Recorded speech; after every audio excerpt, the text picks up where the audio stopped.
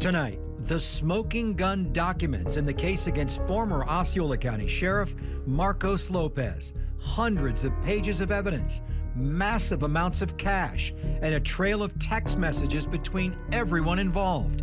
9 Investigates breaks open the Lopez files right now on WFTV Tonight. Good evening. Channel 9 now has all the evidence in the case against Marcos Lopez, a story we first broke on Channel 9. I'm Greg Warmoth. I'm Martha Sagowski. For the last 4 hours, our team has been sifting through all of this, 255 pages of new documents that were just released. And to break it all down for you, we have a team of reporters that have been sifting through all of this new evidence in the case, and we want to get right to what could be the most crucial pieces of that evidence. Reporter Sabrina Majori joins me live, and you've been looking at text messages involving Marcos Lopez, Sabrina. Yeah, Greg, these messages detail Marcos Lopez's involvement in all of this, including introducing some of the key players, and they shed light on the protection he allegedly offered. One of the most shocking pieces of evidence, this message sent from Lopez to one of the co-conspirators. It's from before he's elected sheriff. Lopez states, "No matter what the outcome is, when I win, we start the first internet amusement cafe in Osceola County. You will be safe and not have to worry about anything because I will be your sheriff." The messages also show deputies showed up at one of the gambling clubs in 2022. You can see this photo sent to Lopez, accompanied by a text saying, "Your deputies is at the Eclipse." Lopez responds saying, quote, "Let me know if they say something. You should have no issues." The messages also show Lopez discussed payments with his alleged co-conspirators multiple times, and they took photos together. One message sent from Lopez says, quote, "Also remember we made an agreement with Kate to pay me some money for the connection starting December 1st. How are we going to do it?" Investigators say in total, Lopez received between $600,000 and $700,000 for his role in the enterprise. And there are pages and pages of text messages and emails in the arrest affidavit. They show Lopez also allegedly played a role in trying to expand the legal businesses. Some of the messages were about scouting new locations with the co-conspirators. Martha. Sabrina, thank you so much. And our team coverage continues right now live with reporter JJ Burton. JJ, you have been looking at the new details, especially of the timeline and when this whole investigation began. And this all started in 2019. That's before Marcos Lopez became the sheriff. Now, here's that timeline again. In 2020, he wins the race for Osceola County Sheriff. Investigators then start looking into Krishna Dukaran for ties with illegal gambling.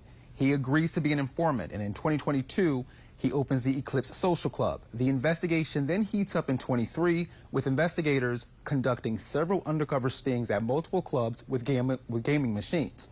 In 2024, a judge signs 5 warrants to place tracking devices on Krishna's vehicle. They track him making several trips to and from multiple clubs with gaming machines. That same year, he exchanges money with undercover agents. And of course, in June of this year, we were the first to tell you when Marcos Lopez was arrested, along with others connected to this, including his ex-wife. Martha. All right, thanks so much, JJ, for that breakdown of the timeline. Yeah, it's important to piece this together piece by piece, quite literally. Now, this case came together really on witness testimony. And our team coverage continuing right now with Nick Pampantonis in the studio. Nick, this is all about who told on who. You know, at the end of the day, everyone threw everyone else under the bus. Mostly these 3, the ringleader, the manager, and the real estate expert. Agents got their foothold into the business, got their evidence together, and first approached the manager, Sharon Frederick. She wasted no time saying it was her job to count the money and pay the bills. And then they met with the ringleader, Krishna Dukaran. They say he tried to claim innocence and told them he was just a landlord. But he changed his story. The real estate expert didn't help him there. In the middle of Dukaran's interview with police, the real estate agent called and was put on speakerphone with the detectives in the room. In that call, he unraveled lies and explained the role each person played in this operation. Both said Lopez gave the ringleader a deputy badge they found during a raid, and they said he bragged about his friendship with Lopez to everyone else and how Lopez was protecting the illegal organization. Lopez was the one person left out of all of this. At one point, he told the ringleader Governor DeSantis contacted him asking about which gaming rooms were being investigated. It was a question Lopez could not answer. Greg and Martha? All right, Nick, thanks so much. And just 2.5 weeks after Lopez was arrested, his estranged wife was also put in cuffs. The warrant says that Robin Severance Lopez had a cleaning company. Investigators say it was created to collect payments to her husband. And when confronted by investigators about her knowledge of the players, she said no. But they had pictures and they had messages proving that she did. She also made large deposits after Lopez's arrest. She was released from jail and her GPS monitor taken away. Now, the documents also show Lopez said he needed money from his partners, now co-defendants for his campaign. This is him being released from jail on bond. Investigators say his campaign manager, Ruben DeJesus, did take money from at least one of them to help win his election. Now we're joined by Channel 9 investigative reporter Shannon Butler, who first broke this story back in June. And Shannon, this is just so much to go through. I know you've been through it. Of all the evidence, what sticks out the most to you? I think what sticks out the most to me is what's not in those documents. All of that, I think we still are all trying to wrap our head around that Lopez is the top law enforcement official, was, in Osceola County, that could be accused of something like this. Look at those text messages. I'll protect you. Everything's going to be fine here. I think we're all still trying to kind of wrestle with that, right? But it's what's not in there. I was really surprised that there were not charges surrounding those political contributions. You know, that is a big deal, and there are not charges with that. I think what's not in there is the most surprising to me.